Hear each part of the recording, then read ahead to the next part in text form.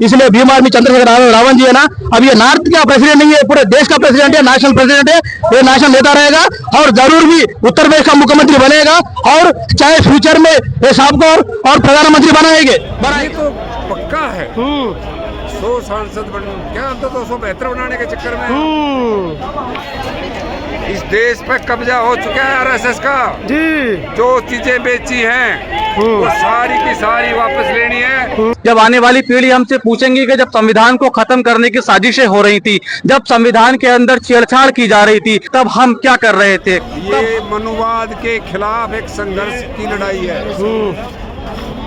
ये लड़ाई मनुस्मृति वर्सेस संविधान है और ये भाई साहब की ताकत है कि देश के नेताओं ने संविधान की याद आने लगी कि बेटी पढ़ाओ बेटी बचाओ, वो नारा भी हमने झूठा साबित होते हुए देखा। हमने 15 लाख के नारे को भी जो है उसको जुमले को झूठा साबित होते हुए देखा। तो अब जनता जान चुकी है।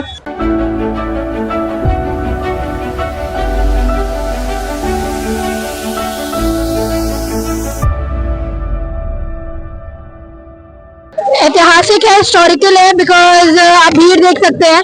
सुनने में आ रहा है कि अंदर जितनी भीड़ है उससे 20 गुना ज्यादा भीड़ बाहर है। और इसके बाहर बहुत इंदिरा गांधी स्टेडियम के बहुत सारे गेट्स हैं, 20-23 गेट्स है शायद, और पूरे के पूरे भरे हुए हैं, पूरा रोड ब्लॉक है। गाड़ियां इतनी है, बसेस इतनी है, पता चला है कि हर सिटी से एक बस आई है, एक 2 बसें आई है। तो देखिए बहुत अच्छा लगता है कि एक कॉल में सर के इतनी भीड़ आ गई है और स्पेशली यूथ हम लोगों को बहुत देखने को मिल रहा है।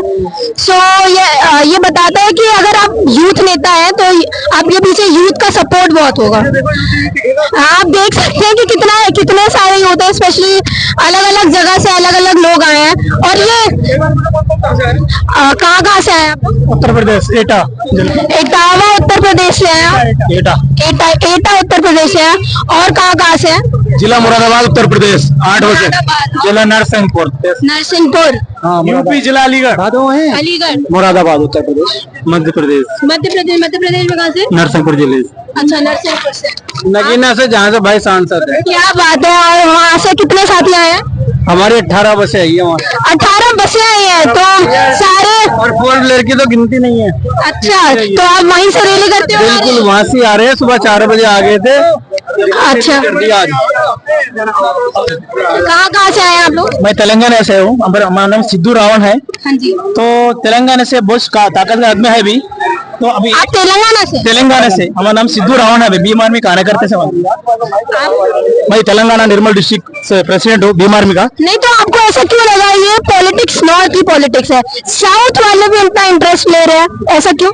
उसका क्या, अभी देखो संविधान को लागू करने में ये जो बीजेपी गवर्नमेंट है इसे 75 साल करा है कांग्रेस गवर्नमेंट, और दिल्ली में जो गवर्नमेंट है इतने गवर्नमेंट भी है जो संविधान को पूरा भी लागू नहीं कर रहा है। इसलिए भीम आर्मी चंद्रशेखर रावण जी है ना, अब ये नॉर्थ का प्रेसिडेंट नहीं है, पूरे देश का प्रेसिडेंट है, नेशनल प्रेसिडेंट है, ये नेशनल नेता रहेगा और जरूर भी उत्तर प्रदेश का मुख्यमंत्री बनेगा और चाहे फ्यूचर में ये साहब को और प्रधानमंत्री बनाएंगे। तो तेलंगाना में तो कांग्रेस की सरकार है जहाँ तक मैं जानती हूँ, तो आप लोग कांग्रेस की सरकार को वोट देते हैं, यहाँ पे आए हैं, आप इनको सपोर्ट करें?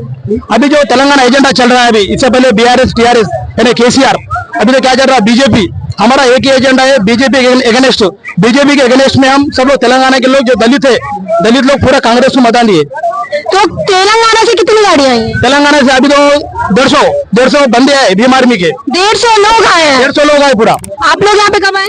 हम कल रात में आए। और आप लोगों का रुकने का इंतजाम? तो अभी स्टेशन है ना, तो मतलब सब कुछ आप लोग ने किया, इतना प्यार इतनी मोहब्बत की, आप लोग इतने दूर से आए हैं, रुकने का इंतजाम खुद ही, सब कुछ खुद ही?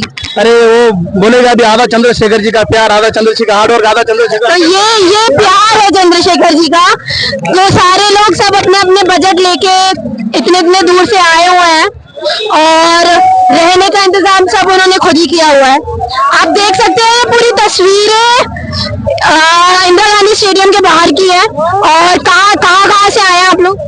टोनिका सिटी, टोनिका, यूपी रायबरेली, यूपी, झारखंड, मध्य प्रदेश, तेलंगाना, मुजफ्फरपुर, मुजफ्फरनगर हर जगह से, मतलब ऑल ओवर इंडिया से एक कॉल पे।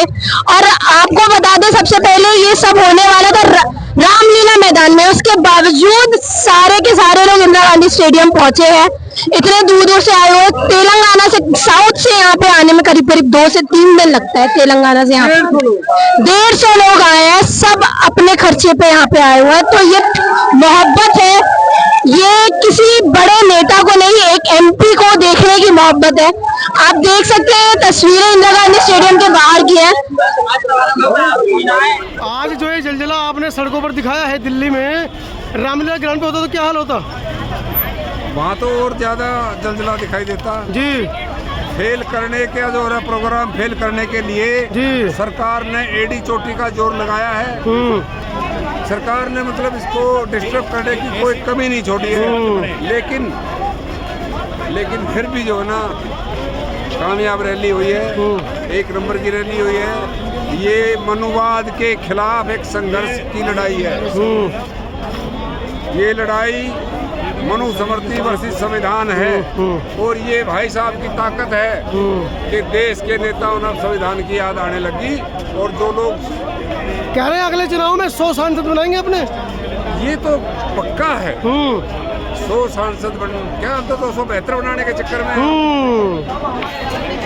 इस देश पे कब्जा हो चुका है आरएसएस का जी। जो चीजें बेची हैं वो सारी की सारी वापस लेनी है, उनका राष्ट्रीयकरण करेंगे।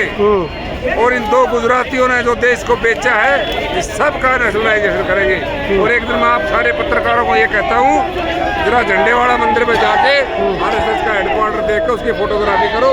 इतना दिल्ली का बजट नहीं होगा, इतना अकेला उसमें खर्च किया है। इन्होंने सारे बदमाशी के अड्डे बना लिए हैं इन लोगों ने।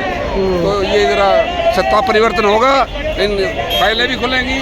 सरकार जाने के बाद फाइलें भी खुलती हैं लोगों की। क्या संदेश देना चाहते हैं? ये संदेश, पार्टी आगे की तरफ बढ़ रही है बहुत तेजी से, और इसका रिजल्ट मिलेगा आपको। जय भीम साथियों, आप देख रहे हैं बहुजन मीडिया, और अभी हम लोग हैं इंदिरा गांधी स्टेडियम के सामने।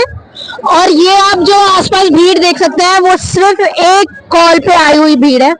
हमारे साथ में अमरोहा के जिला अध्यक्ष है, सबसे पहले उनसे पूछते हैं कि उनके आने का मकसद क्या है। सर, आपका नाम? मेरा नाम प्रशांत अम्बेडकर है। मैं अमरोहा से आजाद समाज पार्टी कांशीराम का जिला अध्यक्ष हूँ। एक कॉल में 11 तारीख की कॉल दी गई, वो भी रामलीला मैदान में, पर ऐन मौके पे उसको इंदिरा गांधी स्टेडियम में कर दिया गया। आपका क्या कहना है इसमें? देखिए, सरकार चाहती है कि हमारे लोग जो है भारी संख्या में इकट्ठा ना हो, दिल्ली के रास्ते बंद ना हो। हमें रोकने की तमाम साजिशें सरकार की रहती है। अभी सुबह की बात देखिए कि हमारी जो है बसों को रोकने की जो है तमाम कोशिशें की गई। क्या कोई हमारी जो है, जब हम अमरोहा से निकले, अमरोहा से हमारी 13 बसें निकली, जिसमें से 4 बसों को पुलिस ने पूरी तरीके से रोकने की कोशिशें की, साजिशें की। जब एक बार वो बस आगे निकल के चले गई, फिर दूसरे रास्ते पर उनको रोकने की कोशिशें की। वो तो ये भी चाहते थे कि हम यहाँ पे ना पहुंचे, हमारी परमिशन को वहां से रद्द किया गया।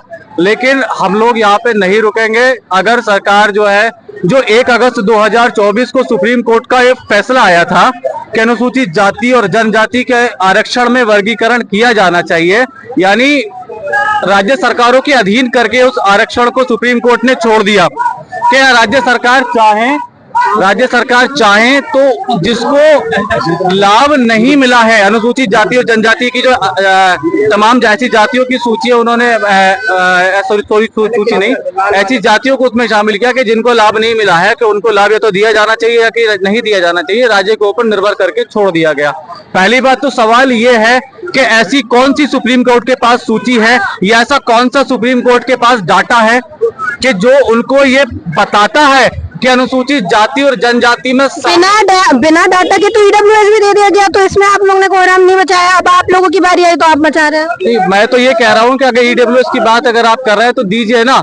अगर आप ये देख रहे हैं कि ऐसी अनुसूचित जाति और जनजातियों में जो उपजातियां हैं, ऐसी तमाम उपजातियों को निकाल करके लेके आइए जो अब तक आरक्षण से वंचित रही है उनको। और हम तो कह रहे हैं कि ईडब्ल्यूएस उनको भी दीजिए 10% आरक्षण, उनका क्या नाम है, जो 10% अतिरिक्त आरक्षण की व्यवस्था उनके लिए कीजिए। जो व्यवस्था है उससे तो छेड़छाड़ नहीं करेंगे।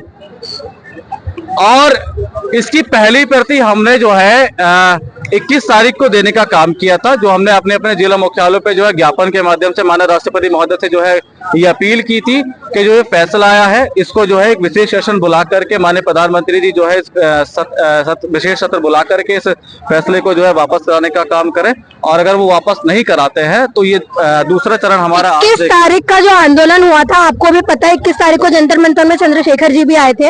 इतना प्रोटेस्ट होने के बावजूद भी आप लोग ने ज्ञापन दिया, उसके बाद भी सरकार खामोश है। आप लोग कितना प्रोटेस्ट करेंगे, कहाँ जमा होंगे? सरकार तो मान नहीं रही आपकी बात। देखिए, हमने तो वो बयान भी सुना नरेंद्र मोदी जी का कि जब उन्होंने कह दिया कि मेरी जिम्मेदारी है, मैं इसको वापस कराऊंगा, और हमने वो बयान भी सुने हैं जब वो कहते हैं हम भारी भारी मंचों से खड़े होकर के भारत के प्रत्येक व्यक्ति के खाते में 15 लाख आएंगे।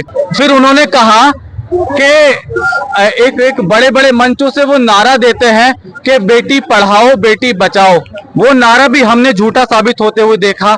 हमने 15 लाख के नारे को भी जो है उसको जुमले को झूठा साबित होते हुए देखा। तो अब जनता जान चुकी है कि ये प्रधानमंत्री सिर्फ झूठे जुमलेबाजी करते हैं और कुछ नहीं करते हैं। मुझे एक शायर का एक शेर याद आ रहा है कि ना तेरा है ना मेरा है, ये मुल्क हम सबका है, नहीं समझी गई बात तो नुकसान सबका है, और जो मिल गई नदियां इसमें दिखलाई नहीं देती, महासागर बनाने में एहसान मगर सबका है। ये जनता आज जान चुकी है, समाज आज जान चुका है कि अगर आज नहीं खड़े हुए तो कल को खड़े होने के लिए व्यवस्था नहीं बचेगी। सवाल यह है कि जलते घर को देखने वाले पूछ का छप्पर आपका है, और आग के पीछे तेज हवा है, आगे मुकद्दर आपका है। उसके कत्ल पे मैं भी चुप था, मेरा नंबर अब आया, और मेरे कत्ल पे आप भी चुप है, अगला नंबर आपका है। हम यहाँ खड़े हैं इसलिए क्योंकि हम जानते हैं कि जब आने वाली पीढ़ी हमसे सवाल पूछेंगी, जब आने वाली पीढ़ी हमसे पूछेंगी कि जब संविधान को खत्म करने की साजिशें हो रही थी, जब संविधान के अंदर छेड़छाड़ की जा रही थी, जब SC/ST रिजर्वेशन जो बाबा साहब अम्बेडकर की देन है, जो बाबा साहब अम्बेडकर जो है सबके लिए व्यवस्था करके गए, जब उसमें जो है वर्गीकरण करने की बात की जा रही थी, तब हम क्या कर रहे थे? तब हम अपनी जिम्मेदारी को समझते हुए आज यहाँ पर खड़े हैं। जहां जहां समाज को जरूरत पड़ेगी, भीम आर्मी और आजाद समाज पार्टी माननीय एडवोकेट चंद्रशेखर आजाद जी जो हमारे राष्ट्रीय नेतृत्व कर रहे हैं, हम उनके नेतृत्व में आज यहाँ पे खड़े हैं, और उनके आह्वान पे जहां जहां समाज को जरूरत पड़ेगी हम समाज के लिए। नहीं तो पैनल में 7 जजेस थे, जिसमें से 6 जजेस ने उन्होंने इसको समर्थन दिया है। तो आपको क्या लगता है कि वो जजेस जो CGI वगैरह सब है, वो क्या ये सारी चीजें नहीं जानते, इसके बाद भी उन्होंने ये फैसला दिया? तो मतलब वो पढ़े लिखे नहीं है? नहीं, पढ़े लिखे होने वाली बात नहीं है। सवाल ये है कि भारत के जो CGI हैं, वो कहते हैं कि मैं यहाँ पर बाबा साहब अम्बेडकर की बदौलत हूँ। आज मैं भारत का CGI बना वो बाबा साहब अम्बेडकर की बदौलत हूँ, और जब फैसला देते हैं तो बाबा साहब अम्बेडकर द्वारा किए गए आरक्षण के विरोध में फैसला देते हैं। नहीं तो सब क्लासिफिकेशन से दिक्कत क्या है? अगर ऐसी जातियों को मिल जाएगा रिजर्वेशन तो उससे दिक्कत क्या है? नहीं, दिक्कत कोई नहीं है, हम ये कह रहे हैं दिक्कत कोई नहीं है, लेकिन पहले वो डाटा तो आप जाहिर करें, वो डाटा तो आप सार्वजनिक करें। ये गुमनामी का माहौल क्यों बनाया जा रहा है? ये गुमनामी की दहशत लोगों में क्यों बैठाई जा रही है? अगर ऐसी कोई बात है, अगर आप वाकई उन जातियों को लाभ देना चाहते हैं, उन जिन तक लाभ नहीं पहुंचा है, जिन्हें आपको ऐसा लगता है, तो पहले उनका खाका तैयार किया जाए, पहले उनका डाटा तैयार किया जाए। जिन लोगों को क्या नाम है आरक्षण मिला है, लाभ मिला है उसका, किन लोगों को नहीं मिला है, उनका खाका तैयार किया जाए, उसको जनता के बीच में सार्वजनिक किया जाए, उसको एक विशेष सत्र बुला के क्या नाम है संसद भवन में उसकी उस पर बहस हो, तब कानून बने। ये जो है अनुसूचित जाति और जनजाति आरक्षण से जुड़ा मुद्दा है, ये संसद से जुड़ा हुआ मुद्दा है, इस पर सुप्रीम कोर्ट का मामला नहीं बैठता है। हमारा कहना ये है कि इस पर बहस हो। तो साथियों, आपने देखा कि ये जो मुद्दा है, ये मुद्दा सबका है, और स्पेशली सिर्फ ये कहना चाह रहे हैं कि आप जातिगत जनगणना करवाएं, जातिगत जनगणना से ही सारी चीजें सामने होंगी, उसके बाद आपका फैसला आपका होगा। इन सभी चीजों में आपकी क्या प्रतिक्रिया है, प्लीज कमेंट सेक्शन में लिखिए। धन्यवाद। देखते रहिए नीलकमल टीवी। आपको अगर हमारा वीडियो अच्छा लगता है तो हमारे चैनल को सब्सक्राइब करिए, वीडियो को लाइक करिए, शेयर करिए। धन्यवाद।